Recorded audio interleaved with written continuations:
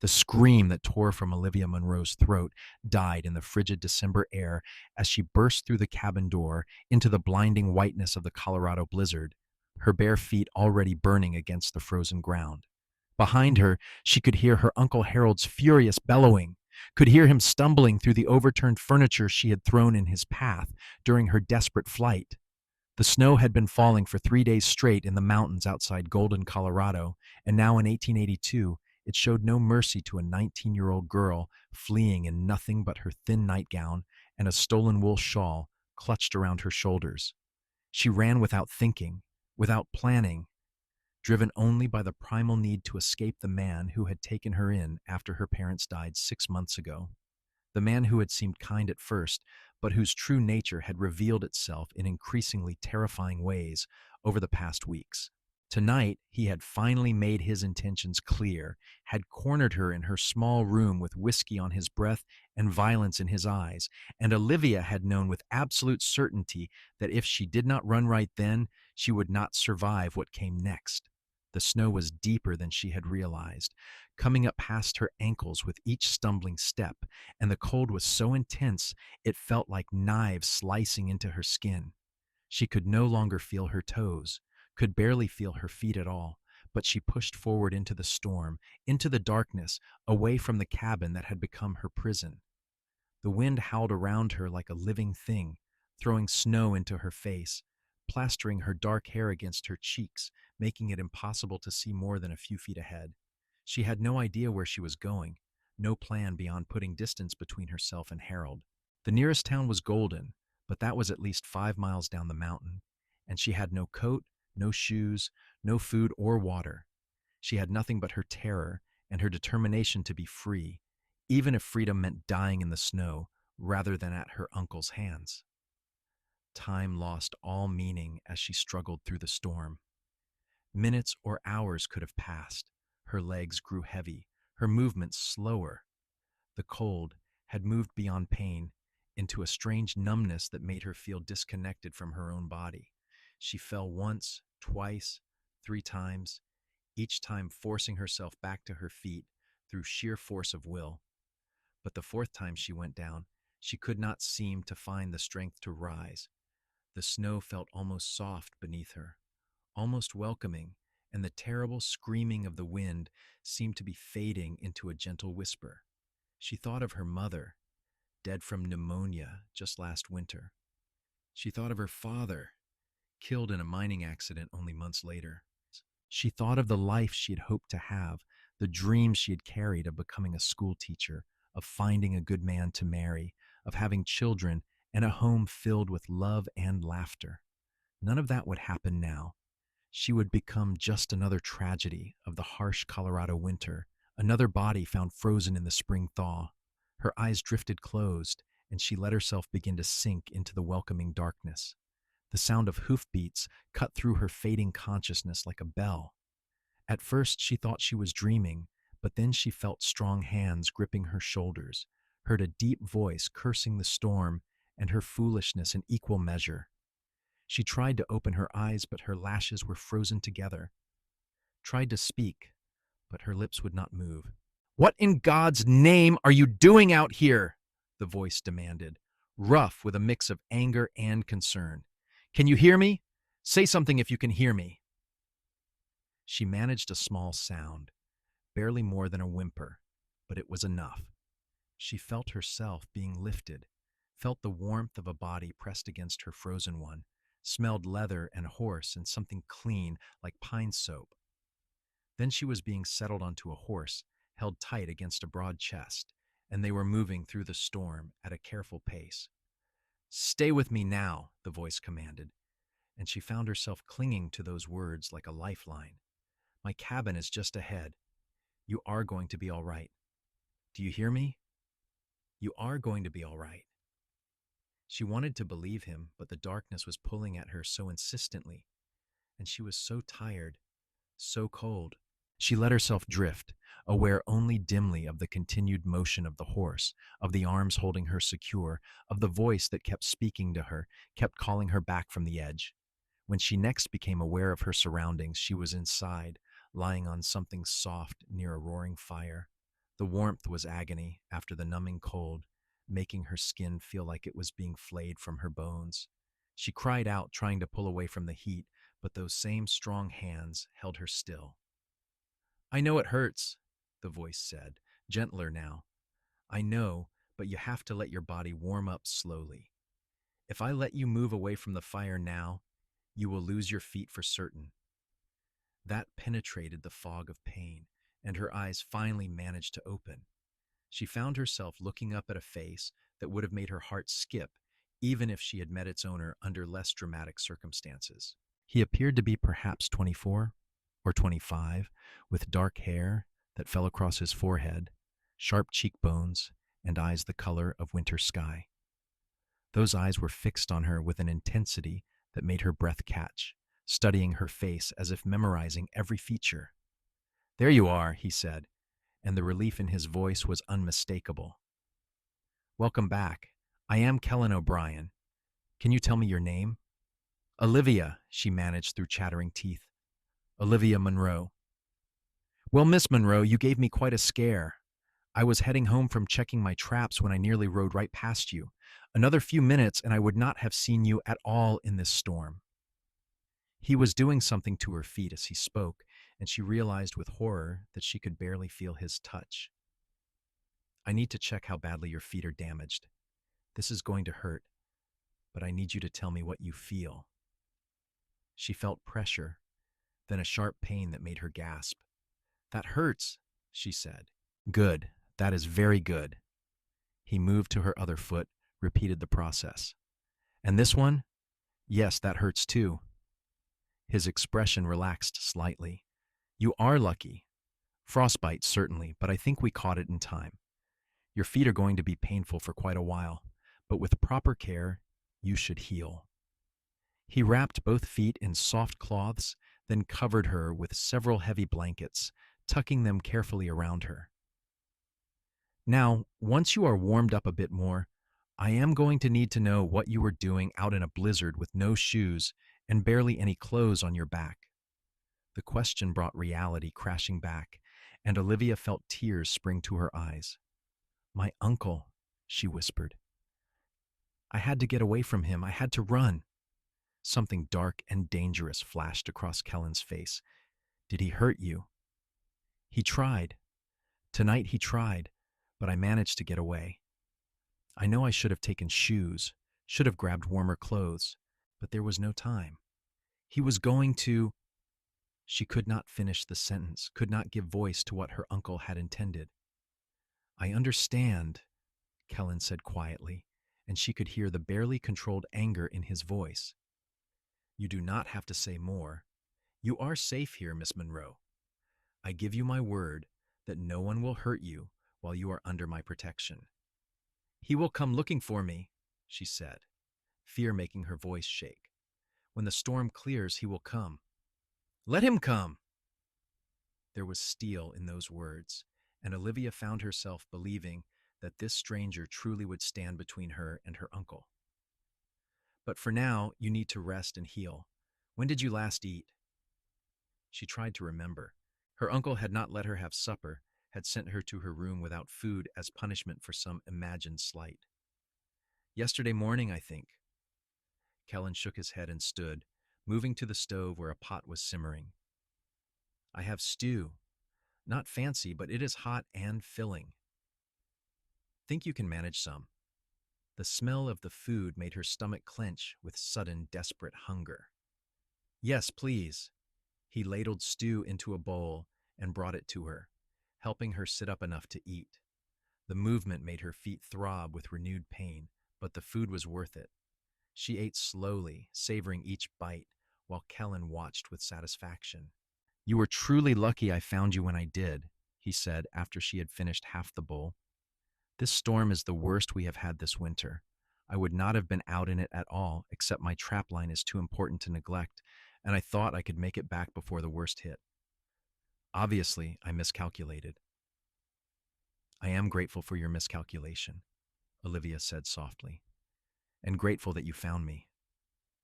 Thank you for saving my life, Mr. O'Brien. Kellan, he corrected. Given that I have already carried you through a blizzard and seen you in your night clothes, I think we can dispense with formalities. She felt heat rise to her cheeks, despite the lingering cold in her bones. Then you must call me Olivia. Olivia, he repeated, and she liked the way her name sounded in his deep voice. A pretty name for a brave woman. Not many would have had the courage to run out into a storm like that. It was not courage, Omu, she said. It was desperation and fear. Sometimes those are the same thing. He took the empty bowl from her hands. You should sleep now. Your body needs rest to heal. I will keep the fire going and watch over you. Where will you sleep? She asked, suddenly aware that this appeared to be a one-room cabin with only one bed, the bed on which she currently lay. I have a bedroll. I will be comfortable by the fire. He moved away before she could protest, spreading out blankets near the hearth. Sleep, Olivia. You are safe now. She wanted to stay awake, wanted to watch this man who had saved her life and understand what kind of person would show such kindness to a stranger. But exhaustion and pain dragged at her, and within minutes she felt herself sliding into sleep, lulled by the crackling of the fire and the solid presence of Kellan O'Brien standing guard. When she woke, weak winter sunlight was filtering through the cabin's single window, and the sound of the howling wind had diminished to a gentle whisper. Her feet throbbed with a deep, aching pain that made her gasp when she tried to move them. Kellan was at her side in an instant, his hand on her shoulder. Easy, he said. Do not try to move too quickly. Your feet are going to hurt for a while. How long was I asleep? She asked, her voice rough with sleep. Through the night and most of the morning. It is nearly noon now. He brought her a cup of water, helped her drink. I need to check your feet, see how they are healing. She nodded, bracing herself for pain. He unwrapped the cloths carefully, his touch as gentle as possible, but she still had to bite her lip to keep from crying out. Her feet were swollen and discolored, ugly shades of red and purple, but when he examined them closely, he seemed satisfied. No blackening, he said. That is very good. You will keep your toes, I think, though it is going to be painful for some time. I have a salve I can apply that should help with the healing. He worked efficiently, spreading a cool ointment across her damaged skin, then rewrapping her feet in clean cloths. Olivia watched his face as he worked, noting the concentration in his expression, the care he took not to cause unnecessary pain. His hands were strong and calloused, the hands of a man who worked hard for his living, but they moved with surprising delicacy. You seem to know what you are doing, she observed. My mother was a healer of sorts, he explained. She taught me what she knew before she passed. It has come in handy more than once out here. He finished his work and sat back.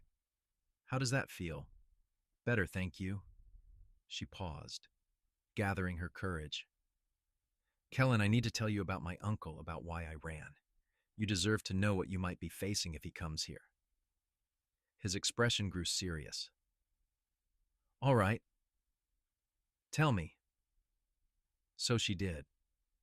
She told him about her parents' deaths, about Harold Monroe taking her in with what had seemed like genuine kindness. She told him about the gradual change in his behavior, the way he had become possessive and controlling, how he had isolated her from the few friends she had in Golden, how he had moved them to his remote cabin in the mountains where no one would hear if she called for help. He started drinking more, she continued, her voice steady, despite the trembling in her hands. And when he drank, he would say things, terrible things about how I belonged to him now, how I should be grateful for his care. Last night he came to my room and he was drunk, and he said he was tired of waiting, that it was time I showed proper gratitude. I fought him, threw a chair at him, and when he went down I ran. I did not think about the storm or the cold. I just knew I had to get away. Kellan's jaw was tight, his hands clenched into fists. How long has he been threatening you? The threats became worse over the past month. Before that, it was mostly comments that made me uncomfortable, looks that lasted too long. But after we moved to the cabin 3 weeks ago, things escalated quickly. You have no other family? No one you can go to? She shook her head. My parents were both only children. My father's parents died before I was born, and my mother's parents passed when I was small. Harold is my father's cousin, the only family I had left. Or so I thought. Now I have no one. That is not true, Kellan said firmly. You have me, for as long as you need protection, for as long as it takes to figure out your next steps, you have a place here. Tears spilled down her cheeks before she could stop them. You do not even know me. Why would you do this? Because it is the right thing to do.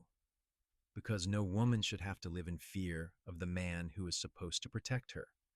Because I was raised to believe that strength should be used to shield those who need shielding, not to harm them. He reached out and gently wiped the tears from her face with his thumb. And because something tells me you are worth knowing, Olivia Monroe.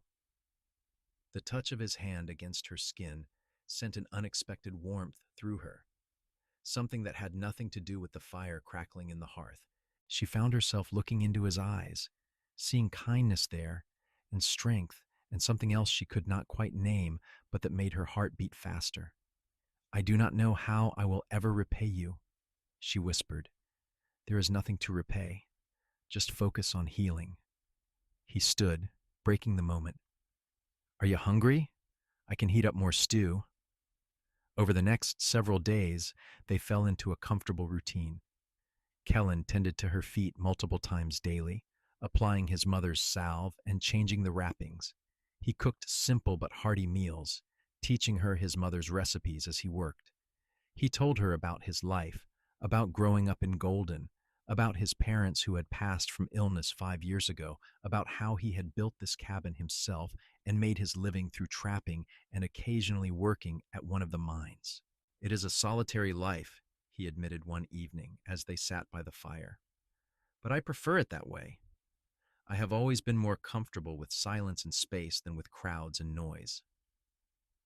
I can understand that, Olivia said. She was sitting up now, her feet still wrapped and propped on cushions, but feeling stronger each day. Though I always imagined I would like to teach, which would require being around people quite a bit.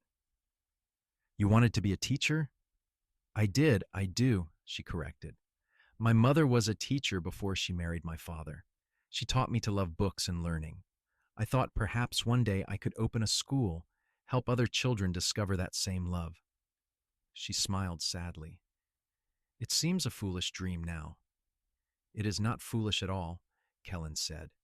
Golden could use a good school. Right now the children only have lessons when the circuit teacher comes through, which is not nearly often enough. A permanent teacher would be welcomed. That would require me being able to stay in Golden, which would require me being free of my uncle. I do not see how that is possible. He has legal guardianship of me until I am 21. I have nearly 2 more years of being under his control. Not if he cannot find you, not if you have protection from someone he cannot threaten or bully. Kellan leaned forward, his expression intense.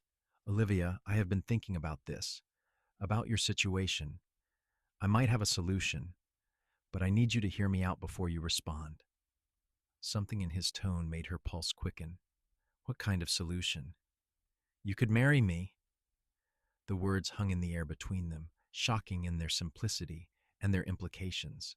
Olivia stared at him, certain she had misheard. What? Think about it, he said, speaking quickly now. If you were married, your uncle would have no legal claim on you.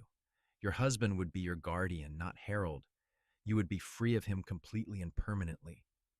But we barely know each other, she protested, even as part of her mind was already considering the idea, turning it over, examining it from all angles. I know that. I am not suggesting this because I expect anything from you, Olivia.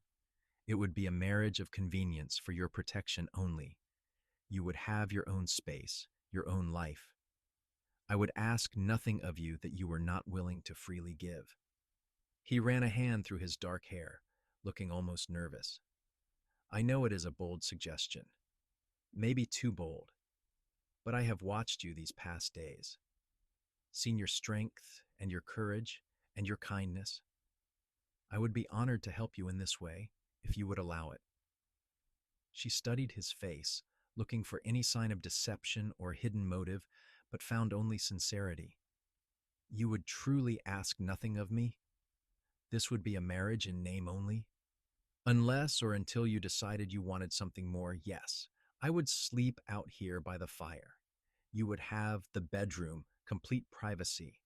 We could build a second room onto the cabin if you prefer, give you even more space. You could pursue your dream of teaching. You could have the life you want without fear." It was everything she had hoped for, and nothing like she had ever imagined. She had dreamed of love and romance, of a man who would court her properly and sweep her off her feet. But those dreams belonged to a different Olivia, one who had lived before her parents died, and her uncle showed his true nature. This Olivia, the one sitting in Kellan O'Brien's cabin with frost-damaged feet and nowhere else to go, had to be practical. And yet it was not just practicality that made her consider his offer. Over the past days, she had come to know Kellan as a man of honor and integrity. She had seen his gentleness when he tended to her injuries, his patience when she cried from pain or fear, his quiet strength that made her feel safe for the first time in months.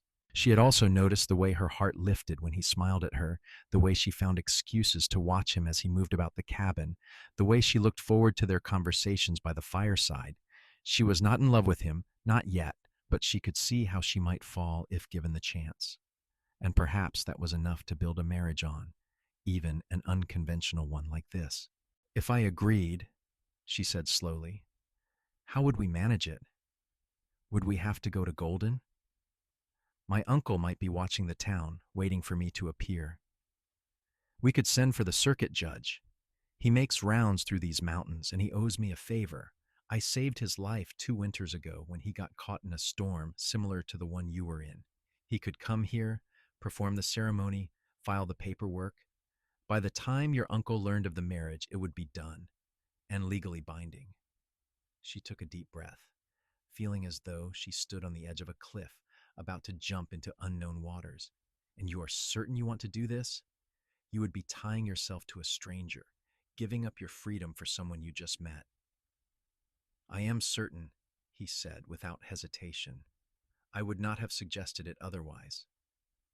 "Then yes," Olivia heard herself say. "Yes, I will marry you, Kellan O'Brien." Something flickered in his eyes, something that looked almost like joy, but he tamped it down quickly. "You are sure? You do not need time to think about it?" "I have been thinking about little else since you suggested it, and I cannot see another path forward that does not lead me back to my uncle's control. So yes, I am sure." She held out her hand to him. "Thank you for offering me a way out and for asking nothing in return. I will try to be a good wife to you, even if it is only a marriage of paper." He took her hand gently, mindful of how she still tired easily from her ordeal. "You will make a fine wife, Olivia. Of that I have no doubt." 3 days later, Judge Hastings arrived at the cabin, a jovial man in his 60s who greeted Kellan like an old friend and looked at Olivia with kind, knowing eyes. "So this is the bride," he said. "Kellan, you did not mention how pretty she was." "That is because her beauty was none of your concern," Kellan replied, but there was warmth in his voice that made the judge laugh. "Fair enough. Now then, Miss Monroe, are you entering into this marriage of your own free will? No coercion, no pressure?" "Yes, sir," she said firmly. "Entirely of my own free will." "Good enough for me. Let us proceed then." The ceremony was brief and simple. Olivia stood beside Kellan in the cabin that would now be her home, her feet still tender but able to bear weight now after a week of healing. She wore a dress that Kellan had somehow procured from town, simple blue calico that fit her surprisingly well. He wore clean clothes and had shaved, making him look younger and even more handsome than usual. When the judge asked if she took Kellan as her husband, she answered clearly and without hesitation. When Kellan repeated his own vows, his eyes never left her face, and she saw in them a promise that he would honor the commitment he had made to protect her. "I now pronounce you husband and wife," Judge Hastings declared. "Kellan, you may kiss your bride." Olivia had not thought about this part, had not considered that even a marriage of convenience would require certain traditional gestures. Kellan seemed equally surprised, but he leaned in carefully, giving her time to pull away if she wished. She did not. His lips met hers in the briefest of touches, warm and gentle, and then he was pulling back, though not before she caught a flash of something in his expression that made her wonder if this marriage might prove more complicated than either of them had anticipated. The judge stayed for supper, regaling them with stories of his circuit through the mountain towns, then departed with promises to file the marriage certificate immediately. "If anyone comes asking about Olivia Monroe," he said to Kellan as he prepared to leave, "I will tell them I know no one by that name, but I know an Olivia O'Brien who is happily married and under her husband's protection." After he left, Olivia and Kellan stood together in the cabin that now legally belonged to both of them, suddenly shy with each other in a way they had not been before the ceremony. "Well," Kellan said finally, "you are officially my wife now." "And you are officially my husband," Olivia replied. "It feels strange to say that." "It does." He moved to bank the fire for the night. "But nothing else has to change, Olivia. I meant what I said about giving you space and time. You take the bed, I will sleep by the fire, just as we have been doing. That hardly seems fair now that we are married. Fair or not, that is how it will be until you say otherwise." He looked at her seriously. "I need you to understand something, Olivia. I did not marry you to gain a bedmate or a servant. I married you to give you freedom and safety. Everything else, if it happens at all, will be because you want it and choose it. I will never pressure you, never expect anything you are not ready to give." The sincerity in his voice made her throat tight with emotion. "You are a good man, Kellan O'Brien. Better than I deserve." "You deserve far better than what life has given you so far," he countered. "Now get some rest. Tomorrow, we should discuss your plans for the future and whether you still want to pursue teaching." She lay in bed that night, listening to his quiet breathing from across the room, thinking about the strange turns her life had taken. A week ago, she had been a prisoner in her uncle's cabin, terrified and hopeless. Now she was a married woman with a kind husband and a future that was hers to shape. It felt like a dream, too good to be real, and she found herself afraid that she would wake to find it all an illusion. But morning came, and Kellan was still there, making breakfast and greeting her with a smile. And the next morning, and the next. Days turned into weeks, and slowly, Olivia began to believe that this new life was truly hers, that she was genuinely safe. Her feet healed slowly but steadily until she could walk without pain and even help with chores around the cabin. She took over the cooking, discovering that she enjoyed creating meals and experimenting with the limited supplies available. She mended Kellan's clothes, which had been in desperate need of a woman's touch, and organized the cabin until it felt like a proper home rather than just a shelter. In the evenings, they would sit by the fire and talk. She learned that Kellan loved to read, though he owned few books, and she shared with him the stories and poems her mother had taught her. He told her about the mountains, about the animals he tracked, about the careful balance required to survive in such a harsh and beautiful place. She found herself looking forward to these conversations more than anything else in her day, found herself watching for his return when he was out on his trap lines, felt a warmth in her chest when he smiled at her. One evening, about 6 weeks after their wedding, Kellan came home with news. "I went into Golden today to sell furs," he said. "There is talk in town about Harold Monroe." Olivia felt ice run through her veins. "What kind of talk?" "He has been searching for you, going door to door, asking if anyone has seen a young woman matching your description. He claims you ran away during the blizzard, and he fears you died in the storm." Kellan's expression was grim. A few people told him about seeing me around that time, mentioned that I had a woman with me recently. He came to ask me directly about you. What did you tell him? She whispered, fear making her voice shake. I told him the truth, that I am recently married and my wife is no business of his. Kellan moved to kneel beside her chair, taking her trembling hands in his. He asked what your name was, and I told him you are Olivia O'Brien, born Olivia Mitchell from Nevada. He accused me of lying, and I had Judge Hastings show him our marriage certificate. There was nothing he could say to that. How did he react? He was angry, very angry. But there is nothing he can do, Olivia. You are legally my wife now. He has no claim on you whatsoever. She wanted to feel relieved, but fear had its claws too deep in her. You do not know him like I do. He will not just accept this and walk away. He will try something. Then let him try, but he will find I am not so easy to threaten or intimidate as a young woman on her own. Kellan squeezed her hands gently. Trust me, Olivia. I will not let him hurt you. That night, Olivia lay awake long after Kellan had fallen asleep by the fire. She thought about her uncle, about the rage he must be feeling at being thwarted. She thought about Kellan, about how much he had risked to protect her, about how he could become a target of her uncle's anger. The thought of anything happening to him because of her was unbearable. When she finally slept, she dreamed of running through snow again, but this time when she fell, it was not Kellan who found her, but her uncle, his face twisted with fury as he reached for her. She woke with a gasp, disoriented and frightened to find Kellan beside the bed, his hand on her shoulder.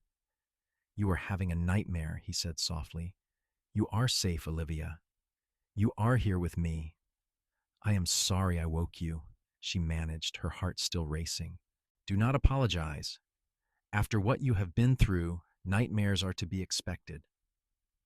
He hesitated, then asked, would it help if I stayed closer? I could sleep beside the bed on the floor, so you would know immediately that you are not alone if you wake frightened. The offer was made with such careful respect for her boundaries that it made her chest ache. You could sleep in the bed, she heard herself say. There is room enough for both of us, and it would be warmer than the floor. Are you certain? I do not want you to feel pressured. I am certain. We are married after all, even if it is not a conventional marriage, and I think I would sleep better knowing you are close. He agreed, though he insisted on placing a line of pillows down the center of the bed to give her a clear boundary and sense of safety. They lay on opposite sides of this barrier, both stiff and awkward at first, but gradually relaxing. Olivia found that he had been right. Knowing he was near did help. When she woke later from another nightmare, he was there immediately, speaking soft reassurances until she calmed, never crossing the pillow boundary but making his presence felt. The next morning, neither of them mentioned removing the pillows, and they became a permanent fixture of their sleeping arrangement. But as days passed, Olivia found herself increasingly aware of Kellan's presence beside her each night, found herself moving closer to the pillow boundary, sometimes waking to find her hand resting on the pillows as if reaching for him. She began to wonder if the pillows were protecting her from him or protecting them both from feelings that were growing stronger with each passing day. Spring came early to the mountains that year, melting the snow and bringing the first green shoots of new growth. Olivia had been married for 3 months, and in that time she had transformed from a frightened fugitive into a confident woman with dreams and plans for her future. She and Kellan had discussed the possibility of her opening a school, and he had encouraged her to pursue it, offering to help build a small schoolhouse on their property. The children from the nearby homesteads could come here, he suggested one morning as they worked together to clear a plot for a vegetable garden. It would save their parents the trip into Golden, and you would not have to leave home. You could teach during the day, and we could have our evenings together. The casual way he said our evenings together, as if those hours by the fireside had become as important to him as they were to her, made her heart skip. You would truly not mind having a parade of children tramping through our property every day? I would not have suggested it if I minded. Besides, I like children. Always thought I would have some of my own someday. He paused in his digging, looking at her with an expression she could not quite read. That is, I hoped I might, if circumstances were different. She understood what he was not saying, that as long as their marriage remained one of convenience only, children were not a possibility. The thought made her realize how much had changed in her feelings over the past months. She no longer thought of Kellan as just her protector or her husband in name only. She thought of him as her partner, her friend, the person she most wanted to see at the start and end of each day. And lately, she had begun thinking of him in other ways too, ways that made her blush when they crept into her mind. She was falling in love with him, she realized. Perhaps had already fallen without even noticing the moment it happened. Kellan, she said, setting down her gardening tools, can we talk about something? He straightened, wiping dirt from his hands. Of course. What is on your mind? She took a breath, gathering her courage. When we married, you said that nothing would happen between us unless I wanted it and chose it. Do you remember? I remember. His voice was carefully neutral, but she saw tension enter his shoulders. I have been thinking about that a great deal lately, about our marriage and what it is and what it might become. She moved closer to him, close enough to see the flecks of darker blue in his eyes. I want you to know that I no longer see this as just a marriage of convenience. You have become very important to me, Kellan, more important than I know how to properly express. Hope flickered across his face, quickly suppressed. Olivia, you do not have to say this. I do not expect anything from you just because we have been living together. If you feel any pressure or obligation— It is not pressure or obligation, she interrupted. It is choice, my choice. I am choosing to tell you that I have feelings for you, real feelings that go beyond gratitude or friendship. She reached for his hand, lacing her fingers through his. I am choosing to tell you that I would like our marriage to become real in every sense, if that is something you want as well. For a long moment he just stared at her, as if afraid to believe what he was hearing. Then slowly, carefully, he raised his free hand to cup her face. Olivia, I have wanted that since the day I found you in the snow. Maybe even before that, in some way I cannot explain. You have become everything to me. My first thought when I wake, my last thought before sleep. I look for excuses to come home early from the trap lines just to see your face. I lie awake at night, inches away from you, but separated by those damn pillows, wanting nothing more than to pull you into my arms, but refusing to do so because I promised you safety and choice. His thumb traced gently across her cheekbone. If you are truly saying what I think you are saying, then yes. God, yes, I want our marriage to be real. She smiled, feeling tears prick her eyes, but they were tears of joy this time, rather than sorrow. Then perhaps tonight, when we go to bed, we could remove the pillows. We can burn the damn things if you like, he said. And then he was kissing her, truly kissing her. Not the brief ceremonial touch they had shared at their wedding, but a real kiss full of passion and promise. She melted into him, wrapping her arms around his neck, feeling his strong arms come around her waist and pull her close. It felt like coming home, like finding the missing piece of herself she had not even known was lost. They pulled apart finally, both breathing hard, and Kellan rested his forehead against hers. I love you, he whispered. I have loved you for so long. I was beginning to think I would never be able to say it. I love you too, she replied, and the words felt perfect and right and entirely true. My husband, my Kellan. That night the pillows were indeed removed from the bed, and Olivia learned what it meant to be truly married, to be cherished and desired and loved. Kellan was as gentle with her as he had been when tending to her frost-damaged feet, patient and caring, making sure her first experience was everything it should be. And afterward, as she lay in his arms, feeling safe and happy in a way she had never quite managed before, she sent up a silent prayer of thanks for the blizzard that had brought her to him. The seasons turned, spring giving way to summer, and their love deepened and grew.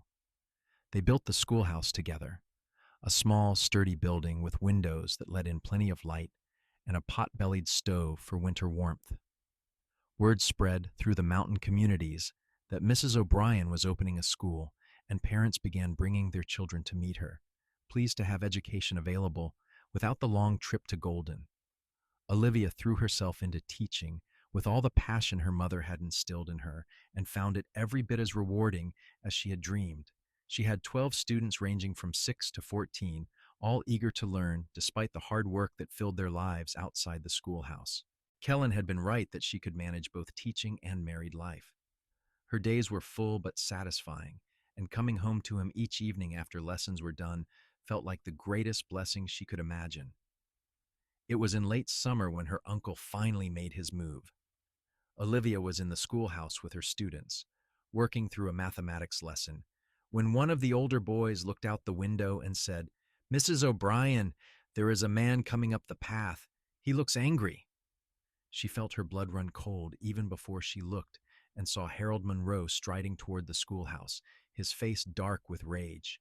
She had not seen him since the night she fled, and the sight of him brought all her fear rushing back. But she was not the same frightened girl anymore. She was Olivia O'Brien now, a married woman, a teacher, someone with a community, and a husband who loved her. "Children," she said, keeping her voice calm despite the terror fluttering in her chest, "I need you all to go out the back door right now.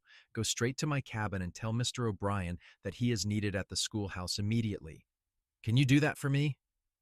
The older students understood the urgency and hurried the younger ones out, slipping away just as Harold burst through the front door. He stopped when he saw her standing there alone, and something vicious crossed his face. "There you are," he said, his voice thick with barely restrained violence. "I have been looking for you, girl. Took me a while to find out where O'Brien had stashed you." "I am not stashed anywhere," Olivia said, proud that her voice did not shake. "I live here with my husband, and you need to leave, Harold. You have no business here." "No business? You are my niece, my responsibility. You ran away in the middle of a blizzard, worried me sick. And then I find out you have married some trapper without my permission, trying to escape your family obligations. You are not my family. Not anymore. You gave up any claim to that relationship when you tried to force yourself on me." His face flushed with anger. "Watch your mouth, girl. You have no idea what you are talking about. I took you in when you had no one, fed you, clothed you, and this is how you repay me, by spreading lies and running off with the first man who showed you attention. They are not lies, and you know it. Kellan saved my life, Harold. I would have frozen to death in that blizzard if he had not found me. I was running from you, from what you intended to do to me, and I would do it again in an instant." He took a step toward her, and she saw in his eyes the same look he had worn that last night in his cabin, the look that had sent her fleeing into the storm. "You are coming back with me. That marriage is not legal, could not be legal without my consent. I am going to have it annulled, and you are going to come home and behave like a proper niece should." "I am not going anywhere with you," Olivia said firmly, moving to put the teacher's desk between them. "And my marriage is perfectly legal. Judge Hastings performed the ceremony himself and filed the paperwork. There is nothing you can do to change that." "We will see about that." Harold moved around the desk, reaching for her, and Olivia grabbed the first thing her hand found, a heavy wooden pointer, brandishing it like a weapon. "Do not touch me," she warned. He laughed, a cruel sound. "What are you going to do with that, girl? You have always been weak. You never had the spine to stand up to anyone." "I stood up to you," she shot back. "I ran through a blizzard barefoot to get away from you. That takes more spine than you will ever have. His expression darkened further, and he lunged for her. She swung the pointer, catching him across the arm, but he was stronger and faster than she had anticipated. He grabbed her wrist, twisting until she dropped the makeshift weapon with a cry of pain, and then his other hand was at her throat, backing her against the wall. "You little bitch," he snarled. "You are going to regret ever defying me. I will make you pay for every day of trouble you have caused me." Olivia could not breathe, could not scream, could only claw uselessly at his hands as black spots danced across her vision. She thought of Kellan, of the life they had built together, of all the things they had not yet had time to do and say. She thought that this could not be how her story ended, not after she had fought so hard to be free. Then Harold was suddenly torn away from her, thrown backward with such force that he crashed into the opposite wall. Olivia collapsed, gasping for air, and looked up to see Kellan standing over her uncle, rage written in every line of his body. "If you ever lay hands on her again," Kellan said, his voice low and deadly, "I will kill you. That is not a threat, it is a promise." Harold struggled to his feet, but he was no match for Kellan, who was taller, younger, and fueled by protective fury. One solid punch sent Harold back down, blood streaming from his nose. "She belongs with family," Harold tried to argue, his words slurred. "She is my responsibility." "She is my wife," Kellan corrected. "And you gave up any right to call yourself family the moment you threatened her safety. Now get out of here before I forget my better nature and finish this properly." Two of the older boys from Olivia's class appeared in the doorway, accompanied by their fathers, burly men who worked the mines, and did not look kindly on a man who would assault a woman. "We heard there was trouble up here," one of them said. "Mrs. O'Brien all right?" "She will be," Kellan said, never taking his eyes off Harold. "But I think Mr. Monroe here was just leaving." "Permanently." The miners stepped forward, making their own stance clear. Harold looked between them, calculating his odds, and seemed to realize he was badly outnumbered. He spat blood on the floor and pushed himself upright. "This is not over," he said, glaring at Olivia. "Yes, it is," Kellan replied. "If you come near my wife again, if you so much as speak her name in town, these men and I will ensure you regret it. Do I make myself clear?" Harold said nothing, but the defeat in his eyes was answer enough. He stumbled out of the schoolhouse, and they watched him ride away, heading back down the mountain toward Golden.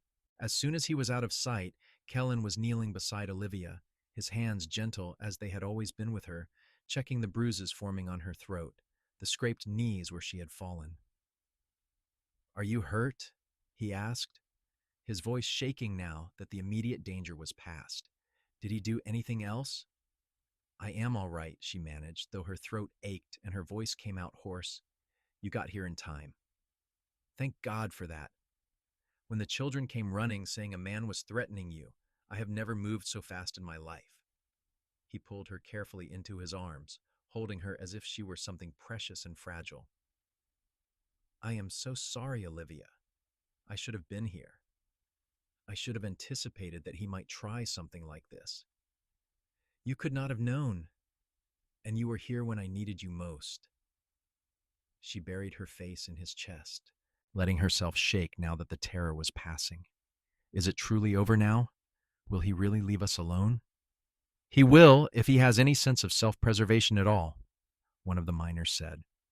"Word will spread about what happened here today, Mrs. O'Brien.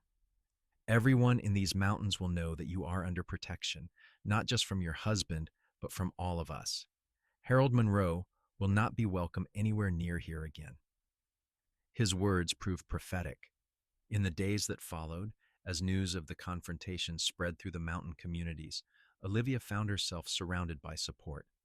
Parents of her students came by to check on her, bringing gifts of food and handmade items. The miners who had helped chase Harold off stopped by regularly to make sure no one was bothering her. The entire community, it seemed, had decided that she was one of them now, and they took care of their own. Harold left Golden entirely a week later, and Judge Hastings sent word that he had made inquiries and discovered Harold had debts and warrants in other states. He would not be coming back to Colorado, and if he did, he would be arrested. Olivia was truly free at last. That night, as she lay in Kellan's arms, she reflected on the strange path that had brought her to this moment. She had run barefoot through a blizzard, certain she was running toward death, only to find life instead. She had married a stranger out of desperation, only to discover love. She had lost everything, only to gain more than she had ever dreamed possible. "What are you thinking about?" Kellan asked, his fingers tracing idle patterns on her shoulder. "About how lucky I am," she said. "About how that terrible night in the snow brought me to you. About how sometimes the worst moments of our lives can lead to the best ones." "I think about that too," he admitted. "About how close I came to not finding you, about how easily I could have missed you in that storm. It terrifies me sometimes, how much my happiness depends on one moment of chance." "Maybe it was not chance," Olivia said. "Maybe it was fate. Maybe we were always meant to find each other, and the storm was just the way to bring us together." He tightened his arms around her. "I like that idea. Fate, destiny, whatever you want to call it, I am grateful for it every single day." As summer faded into autumn, Olivia realized she was pregnant. She had suspected for a few weeks but wanted to be certain before telling Kellan. When she finally shared the news with him, his reaction was everything she could have hoped for. He picked her up and spun her around, laughing with pure joy, then immediately set her down carefully, as if worried he might have hurt her. "We are going to have a baby," he kept repeating, as if he could not quite believe it. "A child. Our child." "You are happy?" she asked, though his reaction made the question almost unnecessary. "Happy does not begin to cover it, Olivia. This is everything I have ever wanted. A family of my own, a child to raise and love and teach. With you." He knelt and pressed a gentle kiss to her still flat stomach. "Hello in there, little one. Your mother and I cannot wait to meet you." They spent the winter preparing for the baby's arrival, Kellan building a cradle with his own hands while Olivia sewed tiny clothes and blankets. She continued teaching through the early months of her pregnancy, only stopping when she grew too large to comfortably stand for long periods. Her students gave her a farewell party of sorts, presenting her with a quilt they had all worked on together, each square decorated by a different child. The baby came in early spring, just as the snow was beginning to melt and the first flowers were pushing through the frozen ground. The birth was long and difficult, and there were moments when Olivia feared she might not survive it. But Kellan was there the entire time, holding her hand, encouraging her, refusing to leave even when the midwife suggested he might prefer to wait outside. "I am not going anywhere," he said firmly. "She is my wife, and I stay with her." When the baby finally arrived, a squalling, red-faced boy with dark hair like his father, Olivia wept with relief and joy. Kellan cut the cord with shaking hands, then held his son for the first time with an expression of such wonder and love that it made Olivia's heart ache. "He is perfect," he whispered. "Absolutely perfect." They named him James William O'Brien, after both their fathers, and from the moment he entered the world, he was the center of their universe. Kellan proved to be a devoted father, changing diapers without complaint, walking the floor with James during colicky nights, singing Irish lullabies his own father had taught him. Olivia watched him with their son and fell even more deeply in love if that were possible. When James was 6 months old, Olivia reopened her school, bringing the baby with her. The students adored having an infant in the classroom and took turns helping to watch him while Olivia taught. It was chaotic at times, but it worked, and Olivia felt blessed beyond measure to have both her dream career and her family. The years passed in a blur of happiness. James grew into a bright, curious toddler who followed his father everywhere, learning to track animals and identify plants before he could properly read. When he was 2, Olivia gave birth to a daughter they named Sarah Rose, a sweet-tempered baby who seemed content to watch the world with her mother's dark eyes. And 3 years after that came another son, Thomas, who arrived early and tiny but determined to thrive. Their cabin expanded to accommodate the growing family, Kellan adding rooms and space with the same patient care he brought to everything he did. Olivia's school flourished, gaining a reputation throughout the mountain communities for excellence, and former students would sometimes come back to visit, telling her how her teaching had changed their lives. On their 10th wedding anniversary, Kellan gave Olivia a gift, a leather-bound journal filled with his own handwriting. "I have been writing down our story," he explained. "Everything from the night I found you in the snow to this moment. I wanted our children to know how their parents met, to understand that even the darkest moments can lead to light. I wanted them to know that your courage and strength, running barefoot through that storm, saved us both." Olivia read the journal through tears, seeing their life together through his eyes, understanding more fully how much she meant to him. "You saved me," she said when she finished. "Not just from the storm, but from a life of fear and pain. You gave me freedom and love and a family. You gave me everything." "We saved each other," he corrected, pulling her into his arms. "And I would do it all again, 1,000 times over if it meant I could have you in my life." Years continued to flow by like water, measured in the growth of their children and the deepening of their love. James grew into a young man who worked the trap lines with his father, who had inherited Kellan's quiet strength and Olivia's love of learning. Sarah became a teacher herself, taking over her mother's school when Olivia finally decided to retire.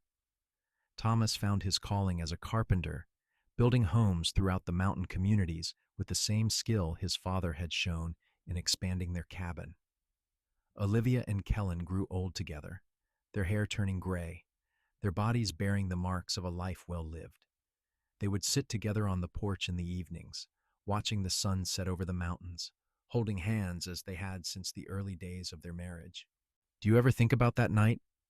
Olivia asked one evening when they were both in their 60s and their grandchildren were playing in the yard before them. "The night you found me in the snow?" "Every day," Kellan replied. "I think about how close I came to losing you before I ever really had you. I think about how cold you were, how frightened, how brave. I think about how proud I am to be your husband." "I think about it too," she said. "I think about how I was running from death and found life instead, how I was running from cruelty and found kindness, how I thought I had lost everything, but I was really just about to find it all." She squeezed his hand. "I love you, Kellan O'Brien. I have loved you for more than 40 years, and I will love you until I draw my last breath. And I love you, Olivia, my wife, my partner, the mother of my children. You are the best thing that ever happened to me, and I thank God every day for that blizzard that brought you to my door." Their grandchildren called for them then, begging for a story, and Kellan stood, pulling Olivia to her feet with a gentle tug. They walked down to where the children waited, ready to share once again the tale of how a frightened girl ran barefoot through snow and found not death, but love, not ending, but beginning, not despair, but hope, everlasting. And as the sun dipped below the mountains, painting the sky in shades of gold and crimson, Olivia looked at her family gathered around her, at the life she and Kellan had built together from nothing but courage and kindness, and she knew that every frozen step she had taken through that terrible blizzard had been worth it. Every moment of fear and pain had led her here, to this place, to this man, to this beautiful, perfect life. She had run from darkness into light, from captivity into freedom, from loneliness into love. She had run barefoot through snow and found her home, her heart, her happily ever after. And in the end, that was all that mattered. The years ahead would bring their share of sorrows and joys, as all lives do. There would be losses to mourn and victories to celebrate, challenges to overcome and blessings to cherish. But through it all, Olivia and Kellan would face everything together, two souls bound not just by vows spoken in a small cabin long ago, but by genuine, deep, abiding love. When Kellan eventually passed away at the age of 78, surrounded by his wife, his children, and his grandchildren. His last words were of gratitude for the life he had lived and the woman who had shared it with him. And when Olivia followed him 2 years later, she went peacefully, her last thought a memory of a young man's face emerging from a blizzard, offering rescue, and though neither of them knew it then, offering love. They were buried side by side on the mountain they had called home, under the vast Colorado sky, with a simple headstone that read, Kellan and Olivia O'Brien, beloved husband and wife, devoted parents and grandparents. Their love story began in snow and ended in light, and in between was a lifetime of joy. And their descendants, for generations to come, would tell the story of how their great-great-grandmother ran barefoot through snow to escape danger, and how their great-great-grandfather found her frozen feet and cared for her, and how that moment of kindness and courage had created a legacy of love that would never be forgotten.